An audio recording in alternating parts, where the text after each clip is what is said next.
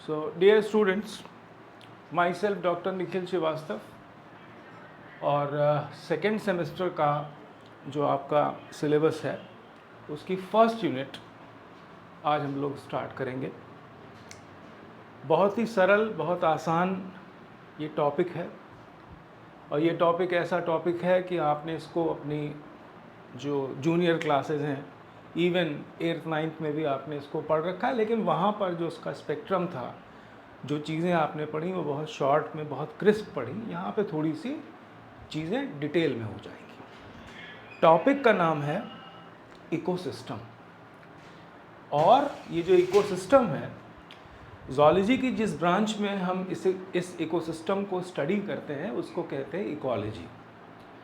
तो ये आज हम लोग का टॉपिक है और इस टॉपिक को हम आगे अभी प्रोसीड करने जा रहे हैं।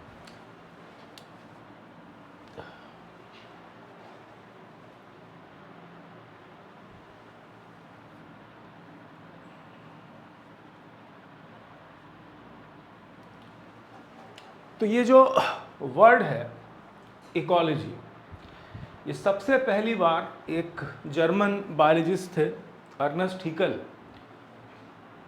1869 में इन्होंने पहली बार इस शब्द का इस्तेमाल किया था।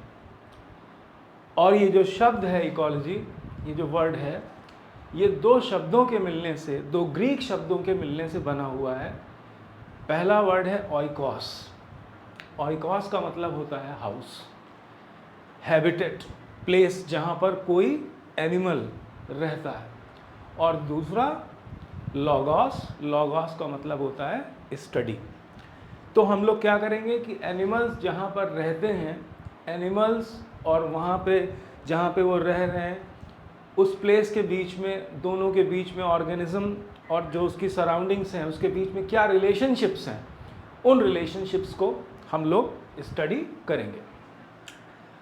फिर कुछ समय बाद एक डैनिश बॉटनिस्ट थे यूजीनियस वार्मिंग ने ये जो इकोलॉजी के आइडियाज़ थे, इन आइडियाज़ को और इलेबोरेट किया और विस्तृत रूप से इसकी जानकारी दी।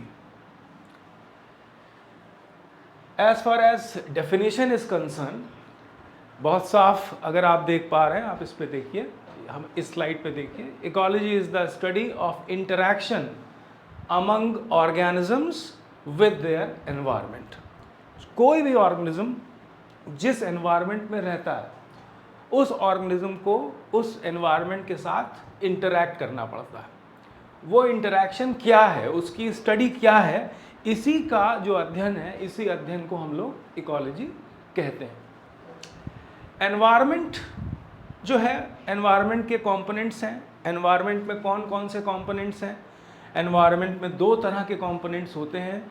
जो एनवायरनमेंट के लिविंग ऑर्गेनिजम्स हैं, they all together constitute biotic components, और जो नॉन लिविंग कंपोनेंट्स हैं, उन कंपोनेंट्स को हम लोग कहते हैं abiotic components. So in nutshell, ecology study है इंटरैक्शन किसके किसके बीच, ऑर्गेनिजम्स और एनवायरनमेंट के बीच। एनवायरनमेंट के दो कंपोनेंट हैं, जो लिविंग कंपोनेंट हैं उसको कहते हैं बायोटिक, क्योंकि बायोस का मतलब होता है लाइफ, लिविंग, और जो नॉन लिविंग कंपोनेंट है उस कंपोनेंट को हम लोग कहते हैं एबायोटिक कंपोनेंट।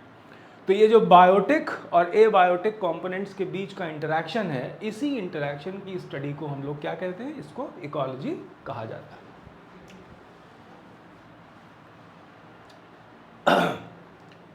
अब ecology is study of interactions between non living components in the environment. अब समझना ये होगा, सवाल हमारे सामने ये है कि जो हमारा एनवायरनमेंट है, उस एनवायरनमेंट में वो कौन कौन से नॉन लिविंग कंपोनेंट्स हैं जिनकी हमको जानकारी होनी चाहिए। पहला लाइट, आप जानते हैं एनवायरनमेंट में सनलाइट है।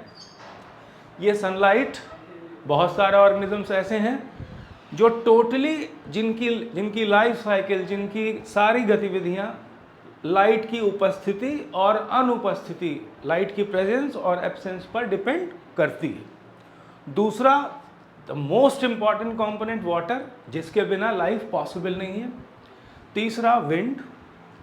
फिर जो सॉइल है उस सॉइल में न्यूट्रिएंट्स भी बहुत इम्पॉर्टेंट है। हीट, सोलर रेडिएशन, एटमॉस्फेयर में पाई जाने वाली गैसेस एक्सेट्रा। इसके बाद तो ये हो गई लिस्ट किसकी, एबायोटिक कंपोनेंट्स की। When we talk about living organisms, तो लिविंग ऑर्गेनिजम्स में क्या क्या आएगा, प्लांट्स आएंगे, एनिमल्स आएंगे, और बहुत सारे ऐसे ऑर्गेनिजम्स हैं जो हमें नेकेड आई से, नंगी आंख से नहीं दिखाई पड़ते, उनको कहते हैं माइक्रोब्स, या उन्हीं को माइक्रो ऑर्गेनिजम्स भी कहते हैं। और ये माइक्रो ऑर्गेनिजम्स कहाँ पाए जाते हैं, सॉइल में, वाटर में, एयर में, सब जगह पाए जाते हैं। इकोसिस्टम, ये जो इकोसिस्टम है, हमारे चारों तरफ जो कुछ भी है वो इकोसिस्टम है। हम कहीं हों, चाहे हम पहाड़ पे हों, चाहे हम समुद्र में हों, चाहे हम रेगिस्तान में हों, चाहे हम टुंड्रा एरियाज़ में हों, चाहे हम प्रेरी एरियाज़ में हों, ये सारे एरियाज़ अपने अपने आप में इसके जो फीचर्स हैं वो बहुत ही डिस्टिंक्टिव फीचर्स हैं। और वो डिस्टिंक्टिव फीचर्स वहाँ पर पाए जाने वाले फौना और फ्लोरा, फौना कहते हैं एनिमल कम्युनिटीज़ को और फ्लोरा कहते हैं प्लांट कम्युनिटीज़ को, उसको डायरेक्टली इनडायरेक्टली इफेक्ट करते हैं, और वो इफ़ेक्ट्स उन एनिमल्स, उन प्लांट्स की मॉर्फोलॉजी में दिखाई पड़ते हैं।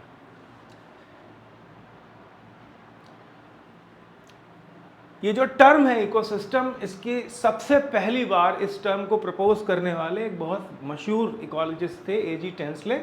इन्होंने इस टर्म को दिया था 1935 में। इकोसिस्टम एक बायोलॉजिकल कम्युनिटी है, और इस बायोलॉजिकल कम्युनिटीज़ में बहुत सारी चीज़ें एक साथ इंटरैक्ट करती हैं। बहुत सारे फिजिकल फैक्टर्स हैं, बहुत सारे केमिकल फैक्टर्स हैं। ये जो फिजिकल और केमिकल फैक्टर्स हैं, they all together constitute non living environment. और इसके बाद जब यही सब आपस में मिल जाते हैं तो अलग अलग तरह के इकोसिस्टम बनते हैं, जैसे डिज़र्ट का इकोसिस्टम, पॉन्ड का इकोसिस्टम, फॉरेस्ट का इकोसिस्टम, कोई यूशरी हो सकती है, कोई ओशन हो सकता है। यूशरी उस प्लेस को कहते हैं जहाँ पर फ्रेश वाटर और मरीन वाटर मिलते हैं। ऐसे जो प्लेसेस होते हैं उन प्लेसेस को यूशरीज कहा जाता है। इकोसिस्टम इकोलॉजी की बेसिक फंक्शनल यूनिट है। इकोलॉजी एक बहुत बड़ा टॉपिक है, उसमें जो उसकी यूनिट है, जो सबसे छोटी इकाई है, उसको इकोसिस्टम कहा जाता है। अगर हम इसकी परिभाषा की बात करें, डेफिनेशन की बात करें, तो बहुत सारे ऑर्गेनिजम्स जब आपस में इंटरैक्ट करते हैं और एनवायरनमेंट के साथ भी इंटरैक्ट करते हैं तो एक इकोसिस्टम बनता है। इसमें बहुत सारी स्पीशीज़ भी हो सकती हैं, बहुत थोड़ी स्पीशीज़ भी हो सकती हैं। ये डिपेंड करता है उस जियोग्राफिक एरिया पर कि वहाँ की स्थितियाँ कैसी हैं। तो ecology is basically the study of ecosystems. अब यहाँ पे एक उदाहरण दिया गया है। आप जानते हैं कि एनिमल्स अपने न्यूट्रिशन के लिए प्लांट्स पर डिपेंडेंट होते हैं। क्यों डिपेंडेंट होते हैं, वजह है उसके पीछे। वजह उसके पीछे ये है कि एनिमल्स अपना फूड सिंथेसाइज नहीं कर सकते। प्लांट्स, जो ग्रीन प्लांट्स हैं, वो ऐसा कर सकते हैं। क्यों कर सकते हैं? वो ऐसा इसलिए कर सकते हैं क्योंकि उनके पास एक मशीनरी है, उस मशीनरी का नाम है क्लोरोफिल, और उस क्लोरोफिल से फोटोसिंथेसिस की प्रोसेस से वो अपना फूड मैन्युफैक्चर खुद करते हैं। और वहाँ पे जो मैन्युफैक्चर्ड फूड है, उस फूड पे दूसरे ऑर्गेनिजम्स इंक्लूडिंग ह्यूमन बींग्स उस पर डिपेंडेंट हैं। अब सबसे पहला जो यहाँ पे टॉपिक जो अक्सर एग्जाम में आता भी है, पूछा जाता है कि एक इकोसिस्टम का जो स्ट्रक्चर क्या है, उसके कौन कौन से कंपोनेंट्स हैं। अभी जैसे हम लोगों ने बात की कि कोई भी इकोसिस्टम हो, उस इकोसिस्टम में दो बेसिक कंपोनेंट्स होंगे, एबायोटिक कंपोनेंट्स और बायोटिक कंपोनेंट्स। बायोटिक का मतलब लिविंग कंपोनेंट, जो चीज़ें जिंदा हैं, जिनमें जान है, और एबायोटिक वो कंपोनेंट्स हैं जो कि नॉन लिविंग है। अभी नॉन लिविंग में क्या क्या आएगा, लिविंग में क्या क्या आएगा, अभी उसके बारे में बात की। जैसे अभी हमने आपको बताया था कि विंड है, हीट है, सोलर रेडिएशन है, एटमॉस्फेयर है, वाटर है, इस तरह की चीज़ें नॉन लिविंग के अंतर्गत आएंगी। और जो प्लांट्स हैं, एनिमल्स हैं, माइक्रोब्स हैं, माइक्रो ऑर्गेनिजम्स हैं, ये सारे के सारे किस में आएंगे? ये आते हैं बायोटिक कंपोनेंट्स में। क्लासिफिकेशन ऑफ बायोटिक कंपोनेंट्स, जब हम इकोलॉजी पढ़ते हैं तो जो बायोटिक कंपोनेंट्स हैं, अगर हम उनको कैटेगराइज नहीं करेंगे तो ये स्टडी, जो इकोसिस्टम की स्टडी हम लोग करने जा रहे हैं, ये बेहद मुश्किल हो जाती है। तो इसलिए न्यूट्रिशनल पॉइंट ऑफ व्यू से हम जो बायोटिक कंपोनेंट्स हैं उसको कैटेगराइज कर लेंगे। फॉर एग्जांपल, जो ग्रीन प्लांट्स हैं उनको हम लोग कहते हैं प्रोड्यूसर, क्योंकि ग्रीन प्लांट्स अपना न्यूट्रिशन अपनी क्लोरोफिल मशीनरी से अपने लिए करते हैं। उसके बाद दूसरा नंबर आता है कंज्यूमर्स का। इसीलिए जो प्रोड्यूसर्स हैं, जो बच्चे हिंदी में समझना चाह रहे हैं, हिंदी में इसको कहते हैं उत्पादक, जो उत्पादन करता है। और जो उन उत्पादों को इस्तेमाल करते हैं वो कहलाते हैं उपभोक्ता, उनको इंग्लिश में कहते हैं कंज्यूमर्स। और इस कैटेगरी में आते हैं एनिमल्स। अब आप जानते हैं कि कोई भी ऑर्गेनिज्म अगर इस अर्थ पे बना है तो एक ना एक दिन उसका नष्ट होना बिल्कुल तय है। तो आप जानते हैं कि नष्ट होने के बाद एक प्रोसेस होती है, उसको कहते हैं डिकम्पोजिशन। और डिकम्पोजिशन का मतलब होता है सड़ना गलना। चाहे प्लांट हो चाहे एनिमल हो, जब उसकी डेथ होगी तो उसकी जो डेड रिमेन्स हैं वो डेड रिमेन्स दोबारा से सॉइल में पहुंच जाएंगे। और उनको सॉइल में पहुंचाने का काम बहुत सारे माइक्रोब्स हैं ऐसे, जैसे बैक्टीरिया, फंजाई, जो कि नेकेड आई से नॉर्मली नहीं दिखते, उनको कहते हैं। एक ये तीसरी कैटेगरी है, इनको कहते हैं decomposers. The organisms which decompose the dead remains of plants and animals, they are called decomposers. अब जो पहली कैटेगरी हम लोगों ने ली, वहाँ पे तीन चीज़ें हम लोगों ने बात की। एक किया प्रोड्यूसर, दूसरा कंज्यूमर, और तीसरा डिकम्पोजर। तो सबसे पहला जो पार्ट हमने लिया, इसको कहते हैं प्रोड्यूसर। प्रोड्यूसर्स का ही दूसरा नाम है ऑटोट्रॉफ्स। ऑटोट्रॉफ्स को हिंदी में कहते हैं स्वपोषी। स्वपोषी उन ऑर्गेनिजम्स को कहा जाता है जो अपना पोषण स्वयं कर लें। और अभी हमने बताया कि ये कैपेबिलिटी सिर्फ और सिर्फ ग्रीन प्लांट्स के पास है, क्योंकि ग्रीन प्लांट्स के पास अपना पिगमेंट है और उस पिगमेंट का नाम है क्लोरोफिल। ग्रीन प्लांट्स अपने उस क्लोरोफिल को इस्तेमाल करके उनके अंदर एक बहुत ही नायाब फिजियोलॉजिकल प्रोसेस चल रही है। उस प्रोसेस को कहते हैं फोटोसिंथेसिस। फोटोसिंथेसिस का मतलब होता है कि सनलाइट की प्रेजेंस में अपना फूड खुद मैन्युफैक्चर करना। तो जितने भी ग्रीन प्लांट्स, बड़े बड़े पेड़ हैं, उन सब में पत्तियां हैं, पत्तियों में क्लोरोफिल है। और ये जो क्लोरोफिल है, ये क्लोरोफिल वो मशीनरी है जो सनलाइट और कार्बन डाइऑक्साइड और वाटर को इस्तेमाल करके अपने लिए कार्बोहाइड्रेट बनाती है। देखिए रिएक्शन लिखी है 6CO2 प्लस H2O। क्या बना इससे? C6H12O6, ये कार्बोहाइड्रेट है, और साथ में ऑक्सीजन निकली।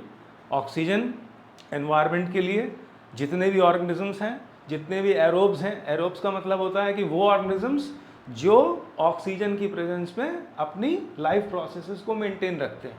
तो ये ऑक्सीजन अगर नहीं होगी, अगर फोटोसिंथेसिस नहीं होगी तो ऑक्सीजन इवॉल्व नहीं होगी। तो ये एक बहुत अहम मुद्दा है जिसकी आपको समझ होनी चाहिए कि फोटोसिंथेसिस प्लांट के लिए इम्पॉर्टेंट है, और इस प्रोसेस के थ्रू जो ऑक्सीजन इवॉल्व हो रही है, जो ऑक्सीजन रिलीज हो रही है, वो हर ऑर्गेनिज्म के लिए बहुत ज़्यादा इम्पॉर्टेंट है, चाहे वो प्लांट हो चाहे वो एनिमल्स हो। क्योंकि रिस्पिरेशन अगर करना है तो ऑक्सीजन के बिना नहीं कर सकते। अब आपको एक बात पता होगी, आप सब बायोलॉजी के छात्र हैं, जूलॉजी पढ़ते हैं, ऑक्सीजन ज़रूरी है रिस्पिरेशन के लिए, लेकिन रिस्पिरेशन का जो बाई प्रोडक्ट है एनिमल्स में, प्लांट्स में, वो क्या है? वो है कार्बन डाइऑक्साइड। तो देखिए दोनों चीज़ें एक दूसरे से जुड़ी हैं। कार्बन डाइऑक्साइड का जो कार्बन है उसको इस्तेमाल किया जा रहा है कार्बोहाइड्रेट बनाने में, और जब कार्बोहाइड्रेट बन रहा है तो उस प्रोसेस का नाम क्या है? उस प्रोसेस का नाम है फोटोसिंथेसिस, और उससे निकल रही है ऑक्सीजन, जो ऑक्सीजन हमारे रिस्पिरेशन में, हमारे क्या जितने भी एनिमल्स हैं सबके रिस्पिरेशन में काम आ रही है। ये देखिए, ये एक स्लाइड आपके सामने है, जो बात अभी मैंने आपको बताई उसी बात को एक डायग्रामेटिक वे में इसको प्रेजेंट किया गया है।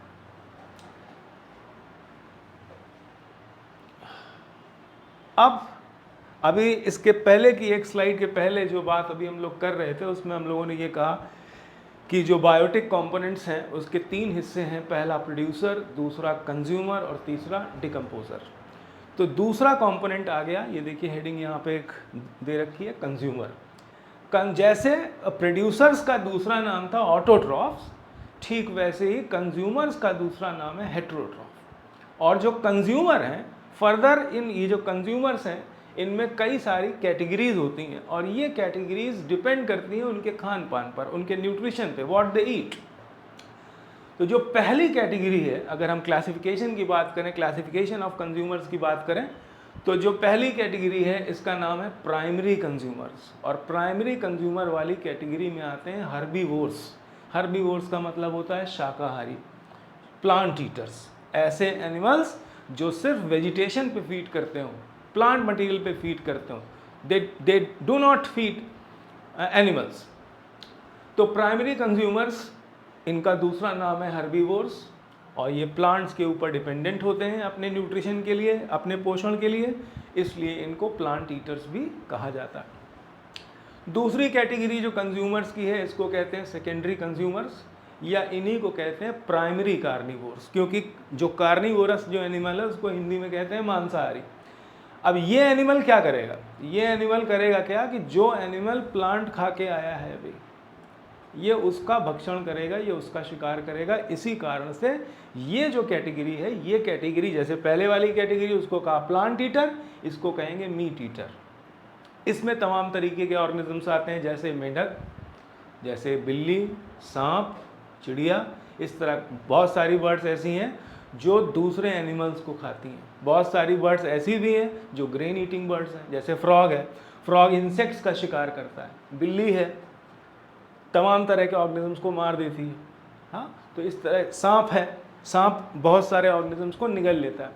तो इस तरह के जो एनिमल्स हैं, जो एनिमल्स हर्बीवोर्स पे ईट करते हैं, फॉर एग्जाम्पल मान लिया मेंढक है, मेंढक का शिकार सांप ने कर लिया, तो मेंढक अपने आप में एक ऐसा ऑर्गेनिजम्स है, मतलब सेम कैटेगरी के दो कंज्यूमर्स भी एक दूसरे पे अटैक कर सकते हैं, एक दूसरे पे फीड कर सकते हैं।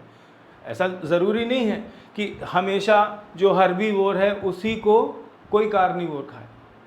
खैर, जो तीसरी कैटेगरी है इसका नाम है टर्शरी कंज्यूमर्स, या इन्हीं को कहते हैं सेकेंडरी कार्निवोर्स।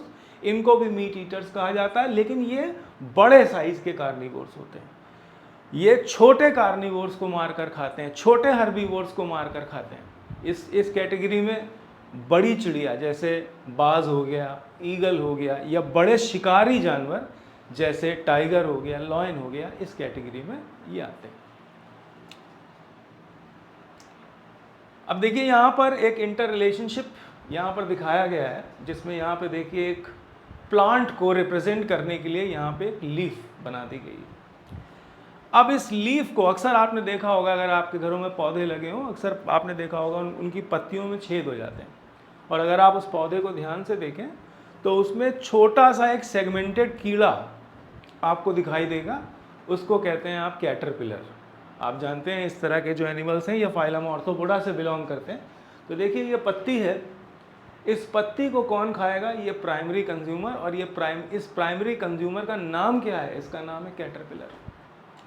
अब उसी गमले में ज़रा सा इमेजिन कीजिए, वहाँ पर चिड़िया घूम रही हैं, चिड़िया आई, उसने कैटरपिलर देखा, उस चिड़िया ने उस कैटरपिलर को खा लिया। ये एक छोटी चिड़िया है। इस छोटी चिड़िया का शिकार कौन करेगी, जो बड़ी प्रेडेटरी बर्ड्स हैं, जैसे ईगल हो गया, हॉक हो गया, इस तरह की बर्ड्स इनका शिकार करती हैं। तो इस तरीके से एक इंटर रिलेशनशिप इस्टेब्लिश हो जाता है। अब जरा एक बात पर ध्यान दीजिएगा, इस लीफ का अस्तित्व किस बात पे डिपेंडेंट है। ये लीफ जहाँ पर थी वहाँ पे कार्बन डाइऑक्साइड थी, वहाँ पे सनलाइट थी, इसीलिए ये लीफ हरी है। इसीलिए ये लीफ जिंदा है। इस लीफ ने अपना पोषण खुद किया, इसने अपना पेट इससे भरा, इसने अपना पेट इससे भरा और इसने अपना पेट इससे भरा। तो जो एनर्जी ट्रांसफ़र है वो एनर्जी ट्रांसफ़र, ये जितने भी स्टेप्स आप देख रहे हैं, ये जितने भी ऑर्गेनिजम्स आप देख रहे हैं, दे टुगेदर कॉन्स्टिट्यूट ट्रॉफिक लेवल्स, जिनको हम लोग कहते हैं पोषण स्तर। फिर उसके बाद एक अगली कैटेगरी आई कंज्यूमर्स में, जिसको हम लोग कहते हैं, जैसे एक कैटेगरी अभी नाम लिया हर्बीवोर, शाकाहारी, एक कैटेगरी का नाम लिया कार्निवोर, मांसाहारी। कुछ ऐसे ऑर्गेनिजम्स भी हैं जो शाकाहारी भोज्य पदार्थों को भी खाते हैं, खाने वाली चीज़ों को खाते हैं, और दूसरे एनिमल्स को भी खाते हैं। ऐसे एनिमल्स को अंग्रेज़ी में ये जो कैटेगरी है इसको कहते हैं ओमनीवोर। ओमनीवोर को हिंदी में कहते हैं सर्वाहारी। और इस कैटेगरी में ह्यूमंस, चूहे, चिड़िया और तमाम तरीके के ऑर्गेनिजम्स आते हैं। उसके बाद एक और कैटेगरी है कंज्यूमर्स में, इस कैटेगरी का नाम है डेट्रीवोर। डेट्रीवोर, ये जो नाम कैसे पड़ा है आपको बताते हैं, डेट्राइटस।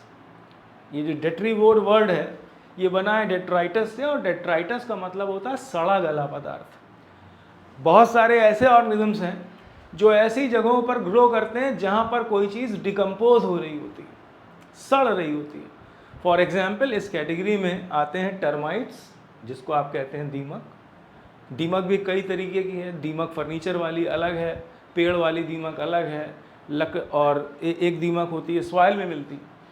तो लेकिन ये सब सड़े गले पदार्थ से अपना न्यूट्रिशन डिराइव करते हैं, अपना पोषण लेते हैं, इसलिए इस कैटेगरी को कहते हैं डेट्रीवोर। और इसमें जो उदाहरण है वो है अर्थवर्म्स, जिसको आप केचुआ कहते हैं सिंपली भाषा में, और इसमें आते हैं टर्माइट्स। अब सबसे बाद में ये जितना भी बायोटा है, जितना भी लिविंग वर्ल्ड है, जब इसकी डेथ होगी तो ज़रूरत इस बात की है कि इनके जो डेड पार्ट्स हैं, जो बॉडी रिमेन्स हैं, उन बॉडी रिमेन्स को दोबारा से सॉइल में पहुंचा दिया जाए। तो ये काम कौन करेगा? ये काम जो ग्रुप ऑफ ऑर्गेनिजम्स करते हैं डिकम्पोजिशन, उनको कहते हैं डिकम्पोजर्स। और इसमें बैक्टीरिया, फंजाई, इस तरह के ऑर्गेनिजम्स आते हैं जो मरी हुई चीज़ों को सड़ा गला के दोबारा से सॉइल में पहुंचाने का काम करते हैं। ये देखिए एक स्लाइड आपके सामने है जिसमें लिखा है decomposers, what they are, they consume, eat what, dead plants and animals and decomposes them. और इनको करते क्या है, रिड्यूस करके सिंपलर फॉर्म में कन्वर्ट करके सॉइल तक पहुंचाने का काम करते हैं। और ये जो प्रोसेस है रिसाइकलिंग की, ये लगातार चलती रहती है। और प्राइमरी डिकम्पोजर्स की कैटेगरी में जो ऑर्गेनिजम्स आते हैं उसका उदाहरण क्या है, उसमें आते हैं बैक्टीरिया और फंजाई।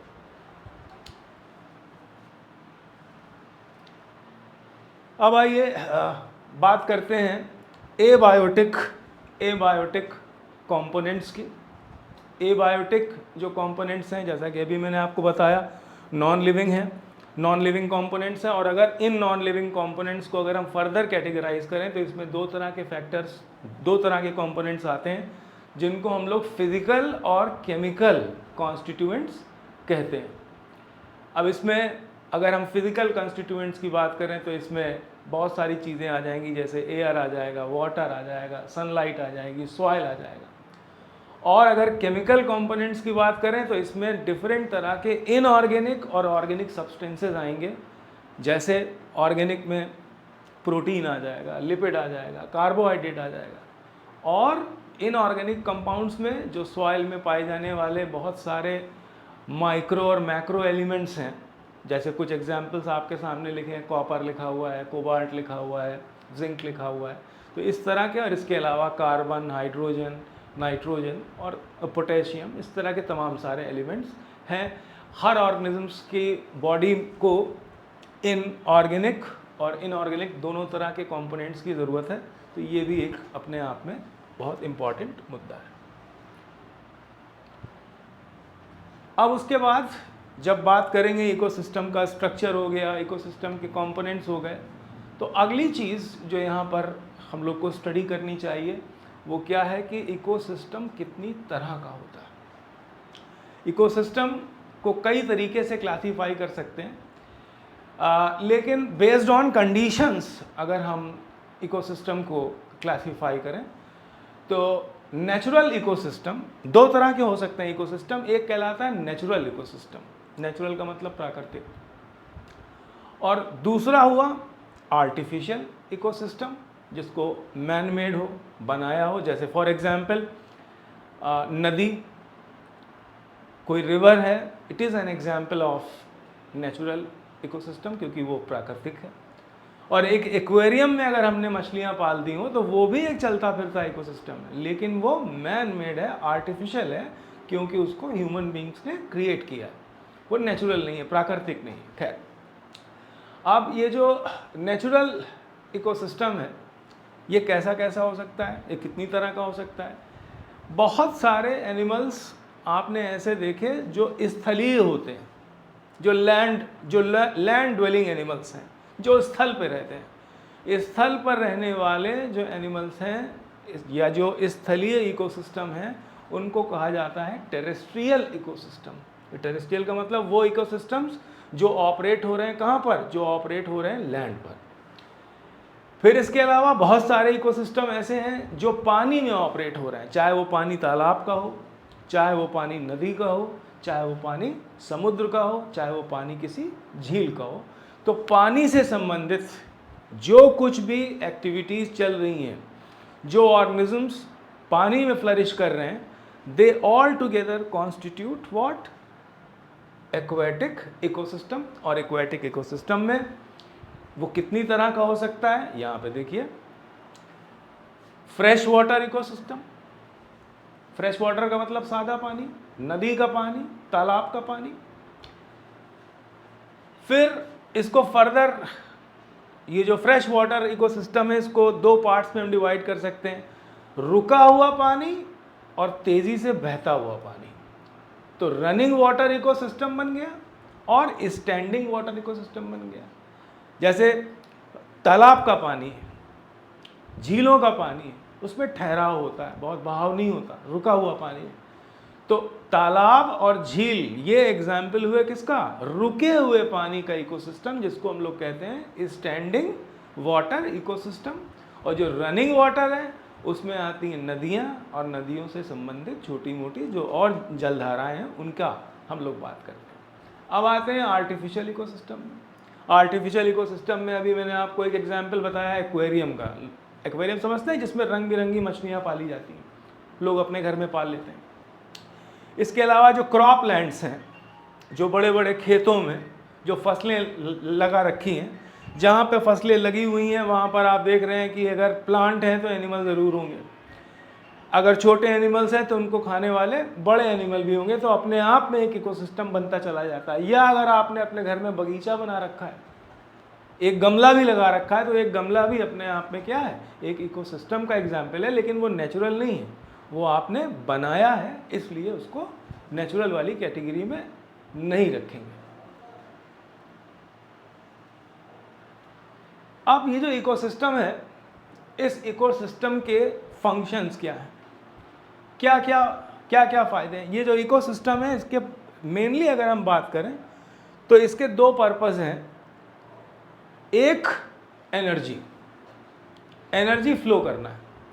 एक ऑर्गेनिज्म जब दूसरे ऑर्गेनिज्म पे डिपेंडेंट है, दूसरे वाला तीसरे पे डिपेंडेंट है, इसका मतलब क्या है, एक ऑर्गेनिज्म दूसरे ऑर्गेनिज्म से क्या ले रहा है, एनर्जी ले रहा है। तो एनर्जी ट्रांसफ़र हो रही है एक ट्रॉफिक लेवल से दूसरे ट्रॉफिक लेवल में, जिसको हम लोग कहते हैं पोषण स्तर। भाई प्लांट है, अगर प्लांट को किसी शाकाहारी जानवर ने खा लिया तो क्या हुआ, प्लांट के अंदर जो एनर्जी थी वो चली गई शाकाहारी जानवर में। अब उस शाकाहारी को किसी छोटे मांसाहारी ने खा लिया तो वो एनर्जी कहाँ चली गई, छोटे मांसाहारी में। उस छोटे मांसाहारी को या उस छोटे शाकाहारी को किसी बड़े मांसाहारी ने मार दिया तो वो एनर्जी उसमें ट्रांसफ़र हो गई। तो एक तो ये एनर्जी ट्रांसफ़र। दूसरा, जब ऐसा होता है, जब एनर्जी ट्रांसफ़र होती है, जब चीज़ें इंटरचेंज होती हैं, एक से दूसरे में जा रही, दूसरे तीसरे में जा रही, तो क्या होता है, मटेरियल्स की रिसाइकलिंग होती है। और ये भी नेचर का एक बहुत इंपॉर्टेंट फिनोमेना है कि अगर हम लगातार नेचुरल रिसोर्सेज को इस्तेमाल करते गए, अगर नेचर में उपस्थित चीज़ों को हम धड़ल्ले से इस्तेमाल करते गए और दोबारा हम उसको नेचर को वापस नहीं करेंगे तो क्या होगा, नेचर में उन रिसोर्सेज की स्कार्सिटी हो जाएगी। इसको कहते हैं रिसाइकलिंग ऑफ न्यूट्रिएंट्स या रिसाइकलिंग ऑफ मटेरियल। अभी ये टॉपिक आपके यहाँ कोर्स में है जिसको हम लोग कहते हैं बायो जियोकेमिकल साइकिल्स, जिसमें डिफरेंट टाइप की साइकिल्स आप पढ़ेंगे, जैसे nitrogen cycle, oxygen cycle, water cycle and so on. तो फंक्शंस के हिसाब से अगर हम चलें तो इकोसिस्टम के 3 तरह के फंक्शंस हो सकते हैं, जिनको हम लोग प्राइमरी, सेकेंडरी और टर्शियरी फंक्शंस कहते हैं। तो जो प्राइमरी फंक्शन है वो है प्रोडक्शन से रिलेटेड, और प्रोडक्शन कौन करेगा, प्रोडक्शन करते हैं ग्रीन प्लांट्स। और कौन सी प्रोसेस से करते हैं, उस प्रोसेस का नाम है फोटोसिंथेसिस। सेकेंडरी फंक्शन क्या है, distribution of energy. Distribution of energy कैसे होगा, जब उन प्लांट्स पे कोई एनिमल फीड करेगा तो प्लांट्स वाली एनर्जी किस में चली जाएगी, एनिमल्स में चली जाएगी, कंज्यूमर्स में चली जाएगी। जो इसका टर्शियरी फंक्शन है, वो टर्शियरी फंक्शन क्या कहता है, all living systems diet at a particular stage, these dead systems are decomposed to initial third function of ecosystem, namely recycling। अभी हमने आपको बताया चाहे प्लांट हो चाहे एनिमल्स हो, जब ये डेड होंगे तो इनकी बॉडी को डिकम्पोज कौन करेगा, इनकी बॉडी को डिकम्पोज करेंगे बैक्टीरिया, फंजाई। इस तरह के जो ऑर्गेनिजम्स हैं, इन ऑर्गेनिजम्स को हम लोग क्या कहते हैं, इन ऑर्गेनिजम्स को हम लोग कहते हैं डिकम्पोजर्स। डिकम्पोजर्स का अगर हम फंक्शनिंग वाइज, अगर हम इसको फंक्शनिंग वाइज देखें, अगर हम इसको फंक्शनिंग वाइज देखें तो फंक्शनिंग वाइज देखने का मतलब ये होता है कि रिसाइकलिंग करनी है। जो चीज़ हमने नेचर से ली, इस्तेमाल की, वो हमें एक ना एक दिन नेचर में लौटानी पड़ेगी। ये जो टर्सरी फंक्शन है, इसका टाइटल क्या होना चाहिए, इसको टाइटल हम दे सकते हैं कि रिसाइकलिंग करनी है। खैर,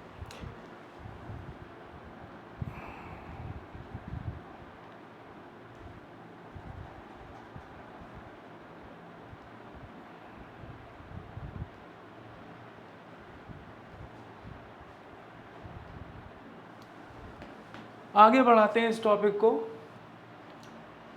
अब ये जो इकोसिस्टम है, इसकी फंक्शनिंग को हम कैसे कैसे, कौन कौन से ज़रिए हैं जिससे इनकी फंक्शनिंग को हम समझ सकते हैं। पहला जो ज़रिया है, उस ज़रिए का नाम है energy and material flow. Energy है, एनर्जी कैसे ट्रैप हुई, किसने ट्रैप करी, एनर्जी ट्रैप करी ग्रीन प्लांट्स ने इनिशियली, और उसके बाद उस एनर्जी का ट्रांसफ़र हुआ सक्सेसिव ट्रॉफिक लेवल्स में, पहले हर्बीवोर्स में, फिर कार्निवोर्स में, फिर टॉप कार्निवोर्स में। और जब ऐसा हो रहा है तो एनर्जी ट्रांसफ़र के साथ और भी बहुत सारी चीज़ें, और भी बहुत सारे मटेरियल्स एक ट्रॉफिक लेवल से दूसरे ट्रॉफिक लेवल में जा रहे हैं। दूसरा जो इसका एस्पेक्ट है जिससे हम इकोसिस्टम की फंक्शनिंग को समझ सकते हैं, वो है फूड चेन। अभी इसके बारे में बहुत डिटेल में बात करेंगे। जब बहुत सारी फूड चेन्स एक साथ ऑपरेटिव हो जाती हैं, आपस में इंटरमिंगल हो जाती हैं, उनमें आपस में जुड़ जाती हैं, तो जाल जैसी बन जाते हैं, जिनको हिंदी में कहते हैं खाद्य जाल, अंग्रेजी में कहते हैं फूड वेब। और तीसरी जो फंक्शनिंग है, जो एनर्जी ट्रांसफ़र को, मटेरियल्स के ट्रांसफ़र को समझाती है, उस फंक्शनिंग को हम लोग कहते हैं फूड पिरामिड्स। ये भी बहुत इंटरेस्टिंग टॉपिक है और अक्सर एग्ज़ाम में ये पूछा जाता है, तो ये बड़ा इंपॉर्टेंट टॉपिक है। अब ये सबसे इम्पॉर्टेंट पार्ट है एग्जामिनेशन पॉइंट ऑफ व्यू से, ये भी बहुत इंपॉर्टेंट है, खास करके एलयू में अक्सर ये सवाल पूछा जाता है कि एक इकोसिस्टम में एनर्जी फ्लो के कौन कौन से एस्पेक्ट्स हो सकते हैं, उसको समझाइए। आप जानते हैं हर ऑर्गेनिज्म, चाहे प्लांट हो, चाहे एनिमल हो, चाहे वो इवन बैक्टीरिया क्यों ना हो, सबको एनर्जी चाहिए। तो एनर्जी हर ऑर्गेनिज्म के लिए बहुत एसेंशियल है। देखिए पहला पॉइंट लिखा हुआ है यहाँ पे, ध्यान दीजिए, energy is the most essential requirement for all the living organism. और इस प्लैनेट पे, इस अर्थ पे एनर्जी का जो अल्टीमेट सोर्स है वो है सन। सन से ये जो एनर्जी निकल रही है, इसको सोलर एनर्जी कहते हैं। इसी का दूसरा नाम, इसी को रेडिएंट एनर्जी भी कहा जाता है।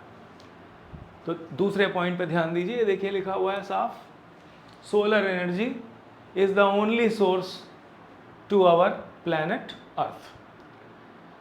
अब ये जो सोलर एनर्जी है, इस सोलर एनर्जी को कन्वर्ट होना है केमिकल एनर्जी में, और ये काम कौन करेगा? ये काम करेंगे ग्रीन प्लांट्स। ग्रीन प्लांट्स अपने क्लोरोफिल की मदद से एनवायरनमेंट में जो कार्बन डाइऑक्साइड है उसको इस्तेमाल करेंगे, पानी को इस्तेमाल करेंगे और इसको कन्वर्ट कर देंगे किसमें? स्टार्च में। स्टार्च क्या है? कार्बोहाइड्रेट है। तो सोलर एनर्जी जो कि धूप की रोशनी थी, उस सोलर एनर्जी को कन्वर्ट कर दिया गया किसमें? केमिकल एनर्जी में। और उस केमिकल एनर्जी का नाम क्या है? उसका नाम है कार्बोहाइड्रेट। और ये कन्वर्जन किसने किया? ग्रीन प्लांट्स ने। अब उसके बाद अगला, solar energy is transformed into chemical energy in photosynthesis by the plants. और जो प्लांट्स हैं आप जानते हैं इनको हम लोग क्या कहते हैं? Primary producers. अब ये जो केमिकल एनर्जी है, इस केमिकल एनर्जी का कुछ हिस्सा पौधे खुद अपनी ग्रोथ के लिए भी इस्तेमाल करते हैं, और जो बाकी होता है बाकी कंज्यूमर्स में डिस्ट्रीब्यूट हो जाता है। इसका मतलब क्या निकला? इसका मतलब ये निकला, लास्ट पॉइंट देखिएगा, ध्यान दीजिएगा, कि ये जो एनर्जी है इकोसिस्टम में प्रवेश करती है किस प्रोसेस के थ्रू? ये प्रवेश करती है फोटोसिंथेसिस के थ्रू। और फोटोसिंथेसिस जब हुई प्लांट में, स्टार्च बना, उसके बाद एक के बाद एक, पहले हर्बीवोर, फिर सेकेंडरी कंज्यूमर मतलब कार्निवोर्स, उसके बाद टॉप कार्निवोर्स में ये एनर्जी ट्रांसफर होती जाती है depending on the length of food chain. Food chain की लेंथ जितनी ज़्यादा होगी एनर्जी का लॉस उतना ज़्यादा होगा, फूड चेन जितनी छोटी होगी एनर्जी का लॉस उतना कम होगा। अभी energy loss, how energy travels and how energy is lost between two trophic levels and how much of it is lost, इसके बारे में हम लोग अपनी अगली क्लास में बात करेंगे। आज की डेट में सिर्फ यहीं तक की बात करेंगे, अगली क्लास में इसी स्लाइड से इस बात को आगे बढ़ाएंगे। Thank you very much.